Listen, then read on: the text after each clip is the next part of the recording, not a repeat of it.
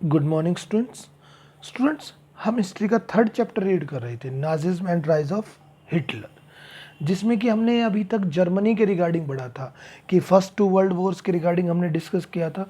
और इसमें हमने डिस्कस किया था कि जर्मनी इन दोनों ही वॉर्स में शामिल हुआ था और दोनों ही वॉर्स में जर्मनी को काफ़ी ज़्यादा नुकसान उठाना पड़ा था। फर्स्ट वर्ल्ड वॉर के बाद वहाँ पर एक वेहमर रिपब्लिक बनाया गया था, जिसमें कि उनके साथ ट्रीटी हुई थी, कुछ एग्रीमेंट साइन हुए थे, जिसमें कि जर्मनी को काफ़ी ज़्यादा नुकसान उठाना पड़ा था। उन पर मीन्स उनकी मिलिट्री को ख़त्म कर दिया गया था। इसके अलावा वहाँ पर आप कह सकते हो कि उन पर एक फ़ाइन लगाया गया था 6 बिलियन यूरोज़ का, उनकी मिलिट्री को ख़त्म कर दिया गया था। तो ये ट्रीटी ऑफ वर्साइल्स थी, ठीक है, तो जिसके रिगार्डिंग हमने पढ़ा था। आज हम आगे पढ़ेंगे कि जो वॉर हुआ था इससे क्या इफ़ेक्ट हुआ। कि देखिए, आपको मैंने उस दिन बताया था कि जब भी वॉर होता है तो इससे मिलिट्रीली भी नुकसान होता है, फाइनेंशियल भी नुकसान होता है, हर तरीके से इसका नुकसान होता है। तो आज हम यहाँ पर डिस्कस करेंगे कि उस वॉर का इफ़ेक्ट क्या हुआ था। देखिए, the war affected the entire continent both psychologically and financially. कि जो फर्स्ट वर्ल्ड वॉर हुआ था उससे पूरे कॉन्टिनेंट यानी कि पूरे यूरोप कॉन्टिनेंट को असर हुआ था, उस पर दोनों पर साइकोलॉजिकली भी यानी कि मानसिक रूप से भी असर हुआ था और फाइनेंशियली और आर्थिक रूप से भी, यानी कि उस समय उनकी इकोनॉमी जो थी काफ़ी ज़्यादा डाउन आ गई थी। फूड प्राइसेस अगर हम बात करें काफ़ी ज़्यादा हाई हो गए थे, क्योंकि प्रोडक्शन उस समय ख़त्म हो गई थी, ठीक है। इसके अलावा एग्रीकल्चर वो उनकी ख़त्म हो गई थी।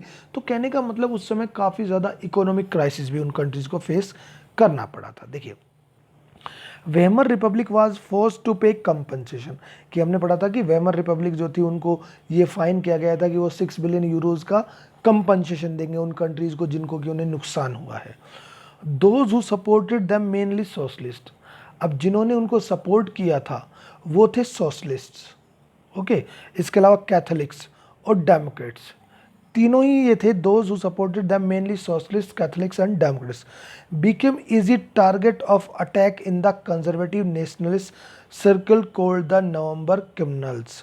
कि नवंबर क्रिमिनल्स में इनको जनरली टारगेट किया गया था अटैक्स के रिगार्डिंग, क्योंकि इन्होंने ही जनरली उनके ऊपर वो लगाया था, जो वेमर रिपब्लिक के ऊपर जो फाइन लगाया था, कैथोलिक्स, डेमोक्रेट्स और जो सोशलिस्ट थे। और कंजर्वेटिव्स वो होते हैं जो पुरानी सोच रखते हैं, जो ये कहते हैं कि भाई राजा का रूल होना चाहिए, ये लोग। तो इन्होंने जनरली उनके ऊपर वो किया था। इसको नवंबर क्रिमिनल्स के नाम से उनको जाना जाता है, क्योंकि नवंबर में जनरली ये मीटिंग्स वगैरह इनकी हुई थी, ये जो ट्रीटी हुई थी, okay.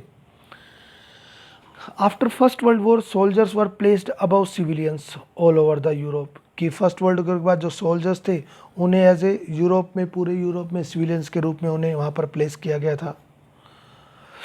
Politicians and media glorified the lives of soldiers. Politician और मीडिया जो थी उन्होंने सोल्जर्स की जो लाइफ थी उनको काफ़ी ज़्यादा आप कह सकते हो ग्लोरीफाइड किया था, उनका काफ़ी सम्मान किया था, उनका बखान किया था। Aggressive war propaganda and national honour became centre stage for Republic.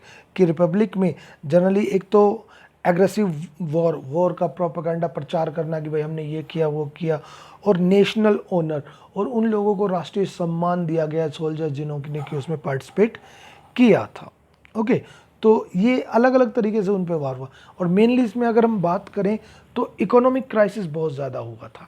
इसके बारे में हम आगे पढ़ेंगे कि इकोनॉमिक क्राइसिस कैसे हुआ था, पर ये चीज़ अभी आप ध्यान रखिएगा कि इकोनॉमिकली और आपका साइकोलॉजिकली दोनों ही तरह से हुआ। और देखो, फिजिकली तो नुकसान था ही था कि काफ़ी बड़ी संख्या में लोग इसमें मारे गए थे। Political radicalism and economic crisis. कि पॉलिटिकली चेंज हुआ था और इकोनॉमिक क्राइसिस, जैसे मैं अभी आपको बात कर रहा था। The birth of Weimar republic considered with the revolutionary uprising of Spartacist league of pattern of Bolshevik revolution Russia. कि वेमर रिपब्लिक हुई थी, उसी से ही एक स्पार्टिस्ट लीग जो था उसका अपराइज हुआ, जो कि आगे चलकर आप कह सकते हो कि रशिया में बोल्शेविक रिवोल्यूशन हुई थी। कि रशिया में बोल्शेविक रिवोल्यूशन हुई थी फर्स्ट वर्ल्ड वॉर के जस्ट बाद ही, ठीक है, 1917 में। Socialist, democratics and Catholics oppose the demand of Soviet style governance. की जो सोशलिस्ट, डेमोक्रेटिक और कैथोलिक्स थे उन्होंने जो यूएसएसआर की स्टाइल की जो गवर्नमेंट थी उनकी जो डिमांड थी उसका अपोज किया। देखो, एक चीज़ ध्यान रखिएगा कि सोवियत में क्या था कि वहाँ पर वो चाहते थे एक पार्टी का रूल हो, डेमोक्रेसी ना हो, सभी चीज़ों पर सरकार का कंट्रोल हो। तो ये जो डेमोक्रेट, सोशलिस्ट और कैथोलिक थे, इन्होंने इसका अपोज किया and met in Weimar for democratic republic, और वेमर में ये मिले कि वहाँ पर एक डेमोक्रेटिक रिपब्लिक होना चाहिए। The uprising of the Spartacist was crashed with the help of the war. The uprising, the Spartacist का जो अपराइजिंग द वाज क्रैश्ड, उसको ख़त्म कर दिया गया with the help of war veteran organisation called free corps, कि जो free corps थे पुराने जो पहले वॉर में थे, उनकी हेल्प से उसको ख़त्म कर दिया गया। किसको? स्पार्टिस्ट जो था अपराइजिंग उसको। स्पार्टिस्ट फाउंड इन कम्युनिस्ट पार्टी, अब स्पार्टिस्ट को ख़त्म किया गया, लेकिन उन्होंने अपनी अलग से एक पार्टी बनाई, communist party of Germany. Political radicalization increase in Germany, अब पॉलिटिकल रेडिकलाइजेशन जो था वो जर्मनी में बढ़ना शुरू हो गया। The French occupied industrial area Ruhr of Germany, कि फ्रांस ने जो जर्मनी का रुर एरिया जो था, इंडस्ट्रियल एरिया था, उस पर अपना कंट्रोल कर लिया। व्हेन इट रिफ्यूज टू पे गोल्ड एज वॉर रिपेरेशंस, कि जब उसने, जो जर्मनी था, उसने गोल्ड को पे करने से मना कर दिया, क्योंकि वॉर में उनको नुकसान हुआ था, उन्होंने उन पर फाइन लगाया था, तो उसने मना कर दिया था। तब उन्होंने क्या किया कि जर्मनी के इंडस्ट्रियल एरिया पर फ्रांस ने अपना कंट्रोल कर लिया।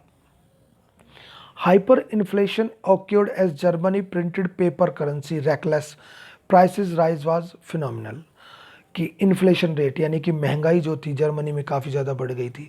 जर्मनी ने प्रिंटेड पेपर करेंसी को, उसको प्रिंट करना शुरू किया, और प्राइसेस जो थे वो काफ़ी तेज़ी से बढ़ रहे थे।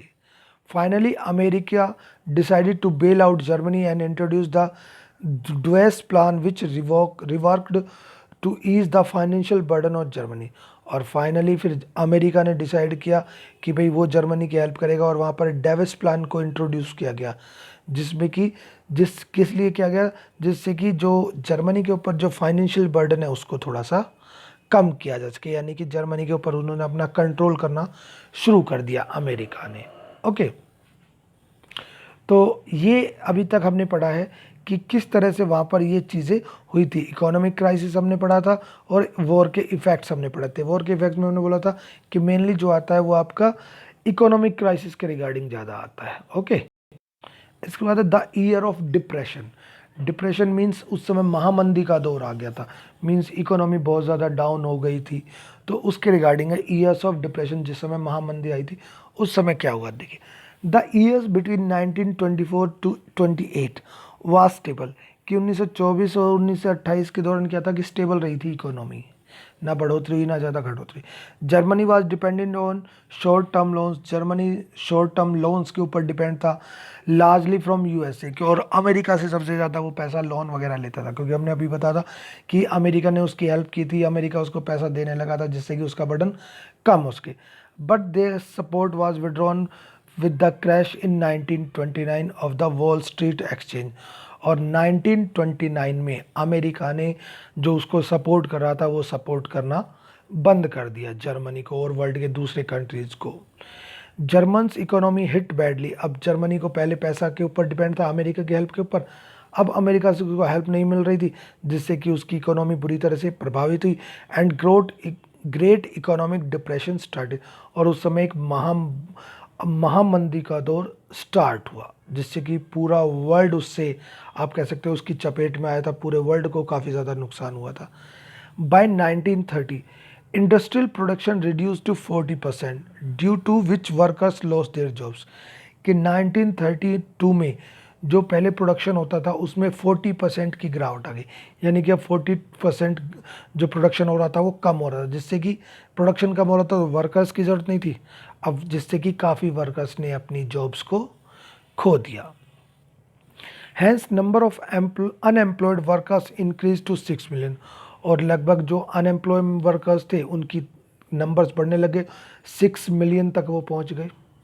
Economic crisis created deep anxieties and fear in people, अब आर्थिक रूप से जो उस समय इकोनॉमिक क्राइसिस हुआ उससे लोगों के माइंड में काफ़ी ज़्यादा डर बैठ गया था, काफ़ी ज़्यादा उन्हें ये लग रहा था कि भाई अब इस तरह से हमें जॉब्स नहीं मिल पाएगी। Middle class salaried employees, pensioners, businessman, retailers etcetera, so their earning got ruined, अब मिडिल क्लासेस के जो लोग थे या जो सैलरीड एम्प्लॉयज़ थे जो कहीं सैलरी वगैरह पर काम करते थे या पेंशनर्स थे या बिजनेसमैन थे रिटेलर्स, अब इन्होंने क्या था कि इनको पहले पैसा मिलता था, कुछ पैसा ये अपने पास सेव कर लेते। अब इनकी जो सेविंग थी वो ख़त्म होने लगी क्योंकि मार्केट में वो रहा नहीं, रोज़गार रहा नहीं, काम रहा नहीं, लोग घर बैठ गए। जैसे इस समय आप अगर हम बात करें कि कोरोना इस समय सभी पूरी तरह से इंडस्ट्रीज़ वगैरह बंद है तो लोग घरों में हैं, अब वो अपनी सेविंग्स को ही यूज़ कर रहे हैं। These sections were filled with fear of proletarianism to become impoverished to the level of working class, कि अभी इनको ये डर था कि भाई इनका जो अब वर्किंग क्लास का जो लेवल है वो अब इम्प्रूव नहीं होगा, ठीक है ना। तो इन लोगों मीन्स अब पूरे वर्ल्ड में आप कह सकते हो हर तरह के लोगों को खतरा होने लगा।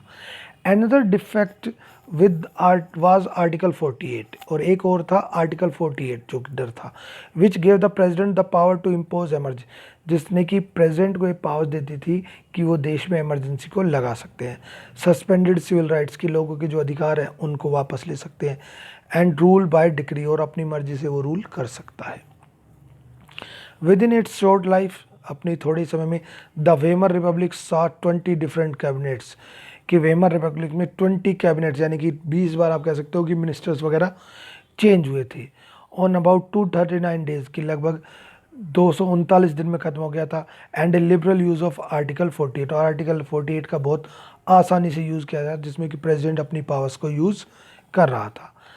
Still the crisis could not be manage, crisis जो था इकोनॉमिक क्राइसिस डिप्रेशन था वो अभी भी मैनेज नहीं होता। People lost confidence in democratic parliamentary system, और लोगों ने डेमोक्रेसी जो सिस्टम था उसमें अपना कॉन्फिडेंस, अपना विश्वास खो दिया, कि उन्होंने ये मान लिया कि भाई डेमोक्रेसी से कोई फ़ायदा नहीं है, इससे बढ़िया है कि यहाँ पर डिक्टेटरशिप हो या एक का ही रूल हो। और यहीं से हम बात करेंगे कि आगे चलकर फिर यही एक चीज़ हुई जो कि हिटलर का राइज होना शुरू हुआ। Okay students, thank you.